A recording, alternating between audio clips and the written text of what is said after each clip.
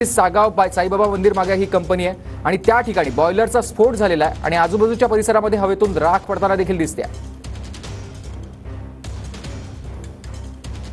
वारंवार या महाराष्ट्रात असे अपघात होत आहेत। सातत्याने सभागृहात आम्ही या संदर्भात आवाज उठवलेला आहे। बॉयलरचं धोरण, रिएक्टरचं धोरण, सरकारचं कामगार व औद्योगिक सुरक्षा डिश नावाचं खातं हे अतिशय अकार्यक्षम खातं आहे। नुसतं कागदावरचं खातं आहे। मोठ्या मोठ्या कंपन्या तर यांच्या अधिकाऱ्यांना सुद्धा गेटच्या आतमध्ये येऊ देत नाही, अशा प्रकारची स्थिती त्या खात्याची आहे। आणि म्हणून या औद्योगिक सुरक्षेकडे सरकारचं कमालीचं दुर्लक्ष या महाराष्ट्रात आहे। कित्येक कामगाराचे हाकनाक याच्यामध्ये बळी जातात। वर्षभरातच बघितलं, कोकणात झालं, बोईसरला झालं, आता हा डोंबिवलीचा अपघात आहे, संभाजीनगरात सुद्धा मागच्या काळात झाला, नागपूरला अपघात झाला। आणि सगळे अपघात जर बघितले तर सरकारचं दुर्लक्ष याला कारण आहे।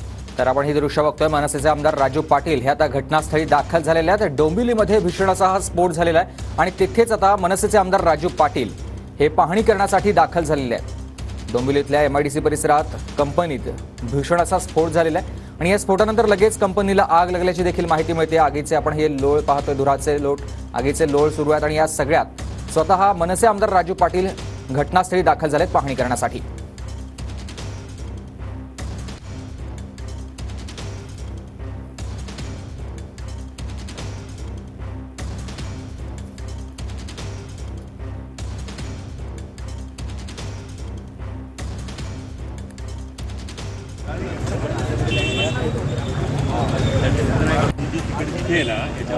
हे दृश्य आपण बघतोय डोंबिवलीमधले आहेत। डोंबिवलीमध्ये आज भीषण असा हा स्फोट केमिकल कंपनीमध्ये झालेला आहे। धुराचे लोट, आगीचे लोळ इथे दिसतात। मोठ्या प्रमाणावर आग पसरलेली आहे। आगीवर नियंत्रण मिळवण्याचे प्रयत्न देखील सुरू झालेत।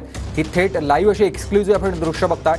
डोंबिवलीतील दृश्यात डोंबिवलीतल्या एमआयडीसी परिसरामध्ये एका केमिकल कंपनीला ही भीषण अशी आग लागलेली आहे। या आगीवर नियंत्रण मिळवण्याचे प्रयत्न सुरू झालेत। प्रशासन देखील दाखल झालेलं आहे। प्रशासनाकडून सर्वतोपरी प्रयत्न केले जात आहेत आगीवर लवकरात लवकर नियंत्रण मिळवण्यासाठी, कारण एमआयडीसी परिसरात आग लागलेली आणि आजूबाजूला अनेक केमिकल कंपन्या आहेत।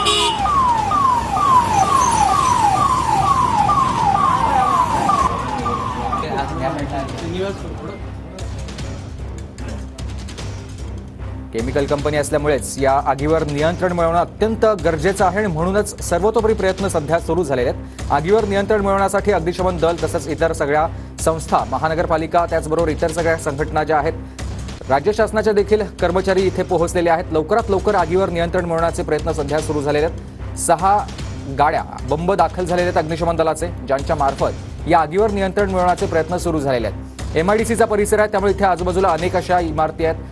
अग्निशमन दलाच्या गाड्या या सगळ्यावर नियंत्रण मिळवण्यासाठी त्यासाठीच तत्पर आहेत, कारण जर ही आग पसरली तर बाजूला असणाऱ्या ज्या इतर सगळ्या कंपन्या तिथे देखील ही आग पोहोचू शकते आणि ज्याच्यामुळेच समस्या मोठी उद्भवू शकते। म्हणूनच लवकरात लवकर आगीवर नियंत्रण मिळवणं हे अग्निशमन दलाचं एकच लक्ष्य आहे।